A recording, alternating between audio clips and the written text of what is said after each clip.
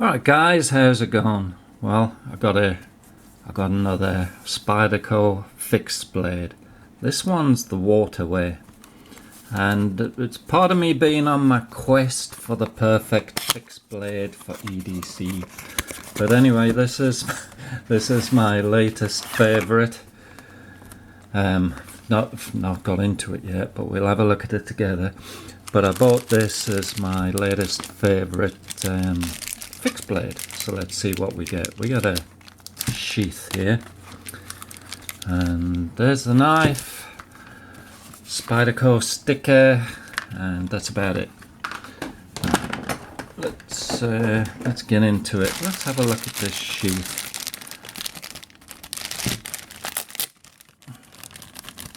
Well, it's not Kydex, it's Bolteron. So we've got a Bolteron sheath here, and we got, I think they call that the G clip on here, which is okay. I don't mind these clips, are pretty good for looping over your belt, but I will switch this out and probably use an ulti clip because I want it for, I mean, that clip's pretty fat, yeah. Ulti clip's pretty thin, and I'm gonna EDC this thing every now and then, I'm sure. But nicely made. It has a Boltron, has a pretty good feel to it, I think.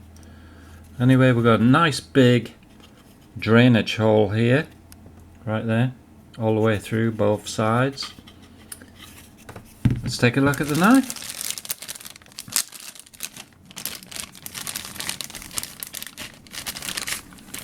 Here she is. And there it is. And I believe this is going to be a great all-round useful knife. Very nice. The markings on here are very, like, can you see them there? Very ghost-like. I mean, here we got Golden, Colorado, USA, Earth, and there we've got the designer's logo, and his name is in there, and the designer is called Lance Clinton. Interesting guy, Lance Clinton. Anyway, he's made a pretty fine fixed blade knife here. It's thin, and we got this G10 diamond pattern, non-slip 3D machined G10 scales here. They're really aggressive diamond pattern on there. You see them? I'll try and get the light on them, but they're awesome grip. I mean, that super grippy. You're not going to lose that. Bear in mind, this Lance Clinton designed it not just for fishing. He's an avid kayak fisherman, but he wanted a knife that could be used for general use for everything. If you're going hunting, and I don't know, you're gonna skin and cut up a deer, or gut your trout in your chalk stream, whatever. This knife lends itself, that slope there lends itself to being put into the palm of your hand there for slitting, gutting a fish, gutting a rabbit, whatever. That's that slope there is so useful for that. And he's an avid fan, as I am, of protecting your fingers from being sliced. So this quite a deep choil here protects your fingers from sliding down the blade, especially when they're wet, you know, salt water, lake water, blood, whatever. You've got good grip. Your finger's not going to slide down the blade. And the blade itself, one of the beauties of this knife, is made from what they call a ultra corrosion resistant, ultra resistant to corrosion and rust. We've got the LC200N stainless steel, and it's one of the most stainless steels that there is on planet Earth. It's pretty rare. These knives are partly expensive because of the LC200N steel. I have one other knife which has that steel, which is also a Spyderco, the Spyderco Swick 5. Great knife. It's a self-defense knife, but this knife lends itself for all kinds of activities. Some troops carry these out in live battle. Yeah, it's light. It weighs 4.3 ounces. The blade thickness is at 0.120 of an inch. I don't know what that is. I do my thickness in millimeters, so let's just take a look. We're at 1, 2, about 3 millimeter. About 3 millimeter. So it's thin enough to be used to fillet a fish, and it's strong enough to be used for pretty much anything, really. You could bushcrafty with it. You go into battle with this thing. But it's got the blade length of 4.44 inches. Interesting number if you're into your numerology. Yeah, 444. So we've got a blade there, which is just under 4.5 inches. That gives good penetration. Anything over 4 inches, good penetration. But it's just an overall round, useful sized knife. Now I know already I can carry this thing very easily. It can go inside the waistband. It can be really concealed in a number of ways for easy carry. Or just a useful knife. The balance, it feels good in the hand. Let's see where the balance point is. Somewhere back there, if I can stop my hand shaking. But yeah, really nicely balanced knife. Let's see what it's like in the sheath. First time putting it in the sheath. Wow, that is secure. That ain't going anywhere. That's really secure in there. Comes out pretty easily. Yeah, just push with your thumb. Blade's out. So anyway, cool blade. I think the edge here is sharp enough to throw some sparks. I'm going to nip out in the backyard and have a go at that. So let's go and see if we can make some fire with this thing. Alright, we're out in the backyard. We'll get on the little stump here, and we've got some nice bit of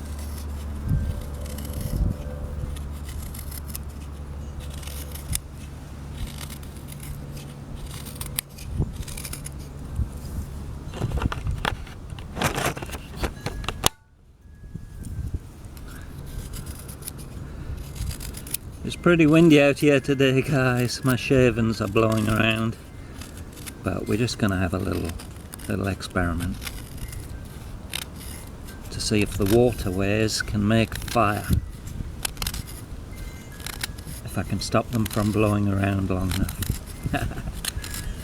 Alright, let's get slicing this sticky fat wood.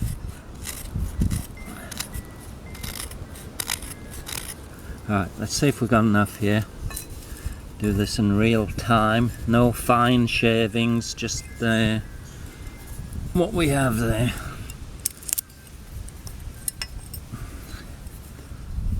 Alright.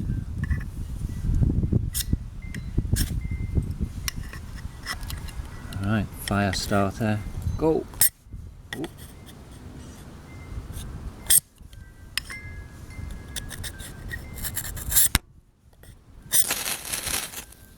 Ooh. The wind's blowing my sparks around.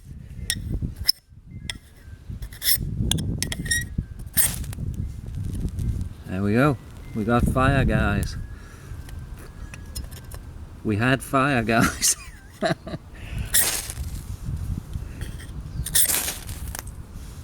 Come on, boy. There we go. Alright. We got fire for reals now. Pretty good. Not bad. That back spine is plenty sharp enough for this. Plenty sharp enough. Alright, let's get back indoors.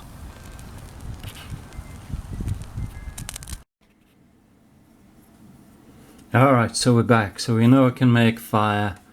Really, the full edge of this is really at a right angle. And yeah, I didn't mess around, no editing. That's just how long it took me to make some fire with a brand new ferro rod. You know, they got paint on these things when they're new. But yeah, ferro rod worked pretty darn good. Happy with that. Get these on Amazon. I will put a link down below. Now this knife, they're getting harder to find. Spyderco tend to put out a knife like this. It'll be out for a few years and then they'll just discontinue it, which is what happened to the Sprig. I don't know if you guys know the Spyderco Sprig. I'll put a picture up here. That was a Phil Wilson design. Awesome knife, very much like this.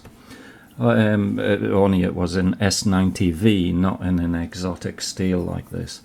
Now they were like $309 MSRP back in the day when the Sprig came out. So they probably sold for similar price to this, around about the 200 mark. For most places, MSRP is not what you normally pay, right? That's what you pay if you have to. But anyway, the Spyderco Sprig now, I was so surprised to see them. I found one on eBay, a new one, and it was $500, asking $500, and that's what tends to happen with Spyderco knives. These are becoming hard to get. $150 something on Amazon right now. Most other places they're sold out, you can't get them. So anyway, link down below if this interests you. I'm really happy with it. I know I'm going to get a whole lot of use out of this knife, and I'm not just going to put it back in its box and leave it, you know, alone like a lot of people do and wait for the value to go up. I'm not going to do that with this. You know, I'm almost 60 years old and I want to enjoy using my knives. You know, I can see carrying this one a lot because the weight is just great, the feel is great, the grip is great, the steel on this, the LC200N, literally you could go throw this into the ocean,